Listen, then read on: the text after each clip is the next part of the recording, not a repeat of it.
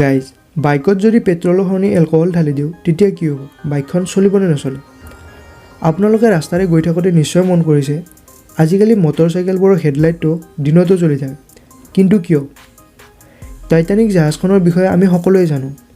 আপুনি এই টাইটানিক জাহাজখনৰ বিষয়ে এটা ফেক্ট জানি আচৰিত হ'ব যে সেই দুৰ্ঘটনাৰ ফলত ভাঙি টুকুৰা টুকুৰ হোৱা জাহাজখন এতিয়াও সাগৰৰ তলত পৰি আছে।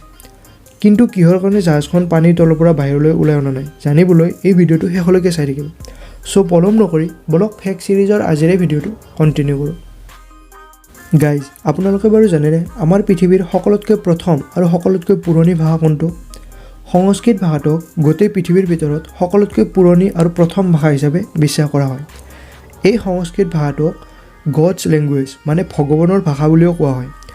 আমাৰ সকলোবোৰ বেদ পুৰাণ সংস্কৃত ভাষাতে লিখা হৈছিল। আজি ভাৰতত এই সংস্কৃত ভাষাক ধাৰ্মিক কাৰ্যতে বেছিকৈ ব্যৱহাৰ কৰা দেখা যায়। কিন্তু আপুনি জানি আচৰিত হ'ব যে কম্পিউটাৰৰ বেছিক লেংগুৱেজটো সংস্কৃত ভাষাৰ সিদ্ধান্ততে বনোৱা হৈছে। আমাৰ পৃথিৱীৰ বৰ্তমানৰ সকলোতকৈ ডাঙৰ চাৰ্চ ইঞ্জিন গুগলে পৃথিৱীৰ সকলোবোৰ ভাষাৰে অনুবাদ কৰিব পাৰে, কিন্তু একমাত্ৰ সংস্কৃত ভাষাৰ অনুবাদ গুগলে কৰিব নোৱাৰে। এই সংস্কৃত ভাষাক আমেৰিকাত থকা নাছাই নিজৰ প্ৰগ্ৰেমিং লেংগুৱেজ হিচাপে ব্যৱহাৰ কৰে। আপুনি জানেনে টাইটানিক জাহাজখন যে ডুবিছিল সেই জাহাজখন এতিয়াও সাগৰৰ তলত পৰি আছে। কিন্তু কিয় আজিলৈকে টাইটানিক জাহাজখন সাগৰৰ পৰা বাহিৰ ওলাই অনা নাই জানেনে? টাইটানিকৰ কথা আমি সকলোৱে জানো, তথাপিও মই আপোনালোকক অলপকৈ থুলমূলকৈ কৈ দিছোঁ যে টাইটানিক জাহাজখন 1912 চনৰ 10 এপ্ৰিলত নিজৰ যাত্ৰা আৰম্ভ কৰিছিল ব্ৰিটেইনৰ ছাউদাম্পটনৰ পৰা আমেৰিকাৰ নিউয়ৰ্কলৈ। কিন্তু 14 এপ্ৰিলত এটা প্ৰচণ্ড বৰফৰ শিলাখণ্ডত খুন্দা খাই এই টাইটানিক জাহাজখন দুটুকুৰা হৈ সাগৰত ডুবি গ'ল। আৰু এই জাহাজৰ ভঙা টুকুৰাবোৰ সাগৰৰ ভিতৰত 3.8 কিলোমিটাৰ গভীৰলৈ সোমাই গ'ল। টাইটানিকৰ এই এক্সিডেণ্টত প্ৰায় 1500 জন লোকৰ মৃত্যু হৈছিল। ইয়াক সেই সময়ত সাগৰত হোৱা দুৰ্ঘটনাবোৰৰ ভিতৰত সকলোতকৈ ডাঙৰ দুৰ্ঘটনা বুলি কোৱা হয়। প্ৰায় 70 বছৰলৈ টাইটানিকৰ এই ভঙা টুকুৰাবোৰ সাগৰৰ তলতে পৰি আছিল। প্ৰথমবাৰৰ কাৰণে 1985ত ৰবাৰ্ট বলাৰ্ড আৰু তেওঁৰ টীমটোৱে টাইটানিকৰ এই ভঙা টুকুৰাবোৰ সাগৰৰ তলত বিচাৰি পাইছিল। এই জাহাজখন যি ঠাইত ডুবিছিল সেই ঠাইখিনি বহু বেছি অন্ধকাৰ আৰু তাত টেম্পাৰেচাৰ -1 ডিগ্ৰী চেলচিয়াছলৈ যাই পায়। এনে ক্ষেত্ৰত কোনো মানুহ সেই ঠাইখিনিলৈ গৈ ছেফলি ঘূৰি অহাটো প্ৰায় অসম্ভৱ। তাৰ পৰা জাহাজৰ টুকুৰা বাহিৰ কৰি অনাটো দূৰৰে কথা। আৰু টাইটানিকৰ এই ভঙা টুকুৰাবোৰ পানীৰ তলত ইমান বছৰ পৰি থকাৰ ফলত প্ৰায় নষ্ট হৈয়ে গৈছে। এইবোৰ বাহিৰলৈ ওলাই আনিলেও সেইবোৰ যে আৰু ভালকৈ কামত আহিব সেইটো কোনো গেৰাণ্টি নাই।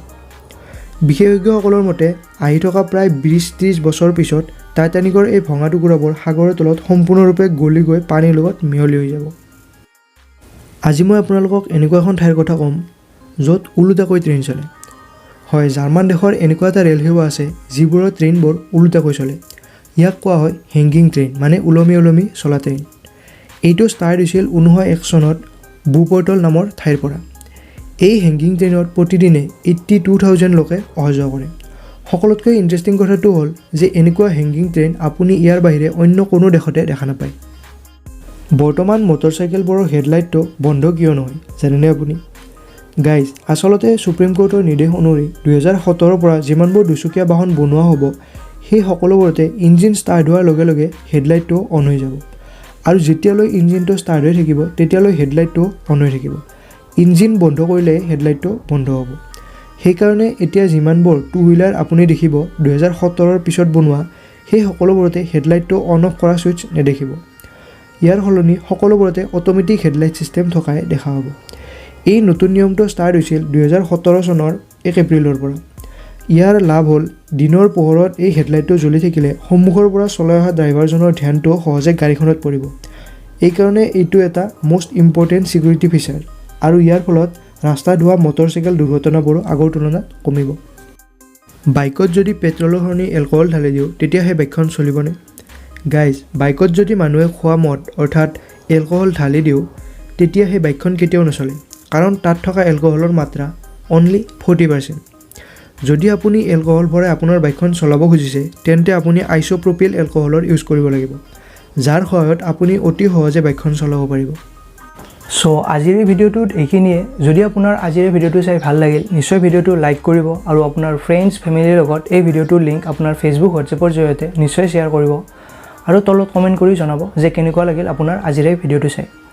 যদি আপুনি প্ৰথমবাৰৰ কাৰণে আমাৰ এই চেনেলটো ভিজিট কৰিছে তেনেহ'লে প্লিজ আমাৰ এই চেনেলটো ছাবস্ক্ৰাইব কৰিব আৰু কাষতে থকা বেল আইকনটো প্ৰেছ কৰিব নাপাহৰিব যাতে এনেকুৱা এমেজিং ফেক্টবোৰ আপুনি সকলোতকৈ আগতে জানিব পাৰে। তো আকৌ লগ পাম এটা নতুন ভিডিঅ'ৰ লগত, তেতিয়ালৈ বাই বাই।